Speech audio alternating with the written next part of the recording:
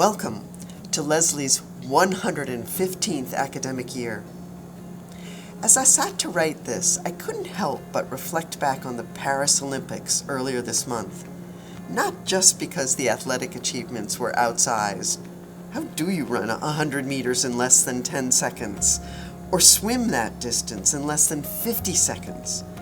But because of the amazing work with over 40,000 volunteer staff, 180,000 overall, that went into making that event a marvel of coming together in support of the athletes, the guests, and the world. And while our work is not quite on that scale, it's the coming together of many things at Lesley that is increasing and will increase our ability to better serve our own students and community, the professions we support, and the Cambridge community around us. Here's just a sampling of the things you'll see this fall.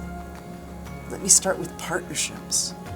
As you know, we've been working to create pathways into the professions our students enter by offering unique scholars programs, where we recruit students to the professions of mental health and education with substantial scholarships, an internship with a mental health organization or K-12 school, which is identified to the student on admission, and the experience of being a scholar cohort through their Lesley education and beyond.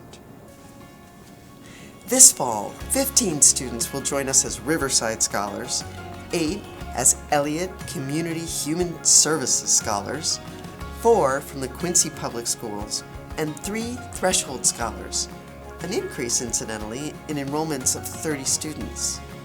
As I write this, 8 schools and mental health organizations have joined this group, including Perkins School for the Blind, Victory Programs, VinFen, and the Home for Little Wanderers, and another 20 are in the immediate queue. This is making a difference for students who don't have to search for an internship site and have the camaraderie of a cohort to share their journeys. It's also making a difference for those professional organizations who are gaining recruitment and retention support in a challenging environment. And let's talk about those cohorts, which will add to the many ways that Lesley already engages students with affinity to their interests, whether it be athletes or artists or those studying in a particular program, the business club, or the counseling and psychology master's program as examples. This fall, not only will we support the Riverside, Elliott, and Perkins cohorts, and many others, we'll also support every incoming undergraduate student with Links for Success, where every student will meet in a cohort of peers to explore themselves and their educational and professional interests. And we'll expand our alumni support in a similar way, on top of already established new teacher communities, alumni art co-working spaces, and the Threshold Lifelong Support Program, to building upon or creating networks for their career and personal development. As part of this, at the upcoming National Council of Teachers meeting in Boston in November, we'll be holding a reception with our Lesley alumni. All of which is designed so that Lesley is more than a university, but a hub of resources for the students, professionals, and organizations in the areas we serve. Let me speak next about the campus. An enormous amount of time and work has gone into its improvement, but this fall you will see that come to fruition in new ways. Here on the Porter campus, you'll see a new student lounge open in the old Barnes & Noble space on the first floor of University Hall. You'll see the iconic independent bookstore, Porter Square Books, and a new cafe, the Page and Leaf Cafe, open in the former Bourbon and Webster Bank spaces.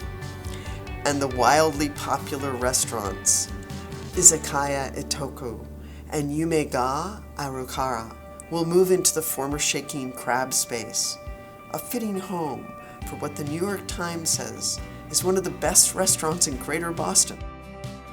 And on the South Campus, the utility loop that will make the entire campus energy efficient, is being completed, and the campus will soon sport a second support hub, a student activity space, the renovated Tyler Room, and the opening of Reed and Burnham in October. New walking paths and landscaping, and the opening of the renovated classrooms in Sherrill. And finally, let me talk about the ways we hope to come together to foster dialogue around pressing issues and to do our own self-reflection around our NECHI 10-year accreditation process. On the first of these, we'll be tapping into the skills we learn in each of our educational areas, whether it be provocations in education, or critiques in art and design, or design thinking in business, to develop conversations around current topics of concern. And on the second, we'll be working together to explore what we do well, where we're improving, and where we need to work harder to be what we aspire to be. There is much more on the agenda, to be sure, but this community has worked very hard in so many areas and in so many ways over the past several years. We're on our way to our own mini Paris. Many thanks to each and every one of you on the faculty and staff who's doing this work. To each of you who calls Lesley your educational home, for being part of this community and for working to be the building blocks of other communities. And to the Cambridge community, where our beloved school is nestled. Welcome to the fall.